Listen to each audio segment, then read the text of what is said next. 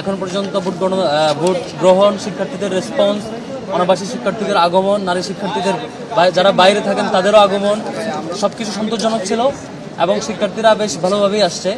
সবাই ভোট দিচ্ছেন, যার যার মতামত ব্যক্ত করছেন। আমরা বেশ কিছু অসঙ্গতিও লক্ষ্য করেছি। বুথের 100 মিটারের মধ্যে যেখানে লাইনে দাঁড়ানো হচ্ছে নির্বাচনের সেন্টার, ভোটিং সেন্টার, সেখানে 100 মিটারের মধ্যে লিফলেট বিতরণ বা এই ধরনের ক্যাম্পেইন সেগুলো নিষেধাজ্ঞা ছিল। আমরা দেখছি ছাত্র দলের দিক থেকে একদম লাইনে এসে ক্যাম্পেইন করা, লিফলেট দেওয়া, বিভিন্ন কাগজ দেওয়া, এই ধরনের অব্যাহত প্রত্যেকটা সেন্টারে ঘটেছে। আমরা কনসার্ন জানানোর পরও সেটা এখনো থামানো হয় নাই। এভাবে এগুলো আচরণবিধির লঙ্ঘন এবং যারা লাইনে দাঁড়াচ্ছে তাদের জন্য একটি বিরক্তির কারণও বটে। নির্বাচন কমিশন কেন ব্যবস্থা নিচ্ছে না আমরা জানি না, এখনও সেই পক্ষপাতদুষ্ট আচরণ করছে। একই সাথে ইসলামী আন্দোলন বাংলাদেশ নামে যে সংগঠনটি, তারা অভিযোগ জানিয়েছে, আপনারা দেখেছেন ইউল্যাবে তাদের পুলিং এজেন্টকে বের করে দিয়ে ছাত্রদলের পুলিং এজেন্টকে অ্যাক্সেস দেওয়া হয়েছে, এরকম অভিযোগ তারা দিয়েছে। এটিও খুবই কনসার্নের জায়গা। এই ধরনের আচরণগুলো খুবই পক্ষপাতদুষ্ট আচরণ এবং প্রশাসন রীতিমতো আগের মতোই এখন পর্যন্ত এইসব ব্যাপারে নীরব থাকছে। ছাত্রদলের ব্যাপারে কনসার্ন জানানোর পরও ইমিডিয়েট যে অ্যাকশন নেওয়ার কথা ছিল সেটি না নিয়ে এখনও নীরব ভূমিকা, খুবই দুঃখজনক। এরপর আমরা ঢাকা বিশ্ববিদ্যালয়ের শিক্ষার্থীদেরকে অনুরোধ করব, এই ডাকসু নির্বাচন আপনাদের জন্য, সকল শিক্ষার্থীর জন্য, যে শিক্ষার্থীরা নিজেদের মতামত ব্যক্ত করতে আসবে।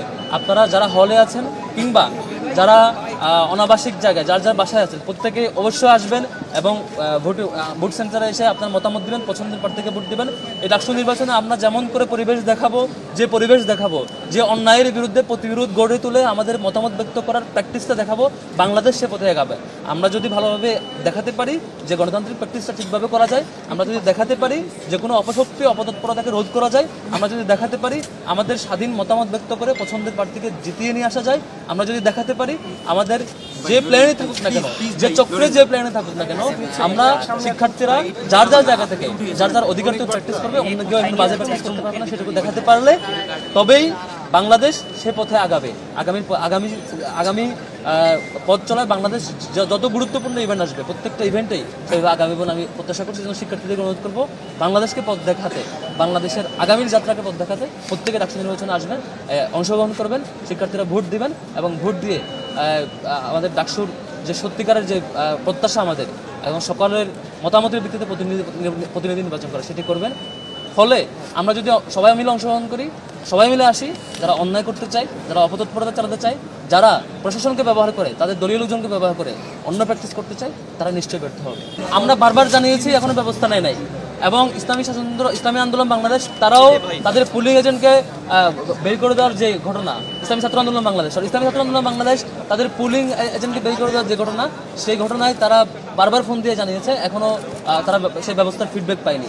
তারা একটু আগেও জানিয়েছে তারা এখনো ফিডব্যাক পায়নি এবং তাদের পুলিং এজেন্ট এখনো সেখানে ঢুকতে পারেনি। এবং তারা সেখানে ঢুকে দেখেছে যে সংখ্যক সব দল মিলে বা অন্যান্য প্রার্থীর পুলিং এজেন্ট মিলে যে সংখ্যক থাকার কথা, সেই সংখ্যক ছাত্র দলের একারই পুলিং এজেন্ট ওখানে দাঁড়ানো, অথচ তাদেরকে আগে কার্ড দেওয়া হয় নাই বা আগে সেই সংখ্যক যে পরিমাণ যেভাবে নিয়মতান্ত্রিকভাবে দেওয়ার কথা সেভাবে দেওয়া হয়নি। তাহলে কী করে তারা ঢুকলো এবং তাদের কনসার্নটা, ইসলামী ছাত্র আন্দোলন বাংলাদেশের কনসার্নটা কেন নেওয়া হলো না এখন পর্যন্ত, সেটা একটা শঙ্কার জায়গা। আমরা প্রশাসনের আচরণ নিয়ে এখনও শঙ্কিত, আমরা এখন অবজার্ভ করছি।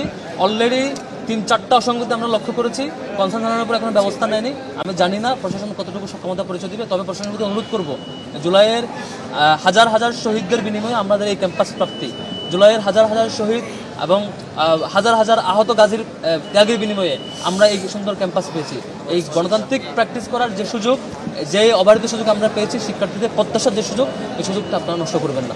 আপনারা আপনাদের শিক্ষক হিসাবে যে দায়িত্ব পালন করার কথা, সবার জন্য যেই দায়িত্ব অনুমতি নিয়ে কাজ করবার কথা, সেটি করবেন বলে আমি আশা রাখছি। শিক্ষকদের প্রতি সে সম্মান এবং প্রত্যাশা রেখে যেতে চাই।